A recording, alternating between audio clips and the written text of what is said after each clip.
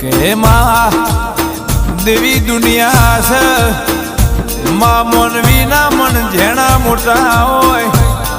આ આરસ કોણ નો લેપણ નો મઢ મંદિર નેનો મોટો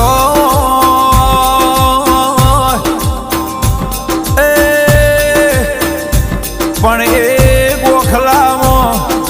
એ બેઠેલી એ દેવીઓ કોઈની નેની મોટી ના હોય. તમે તમારા દેરાને જેટલું મોટું કરો એટલું તમારું દેવ તમને મોટું કરાવ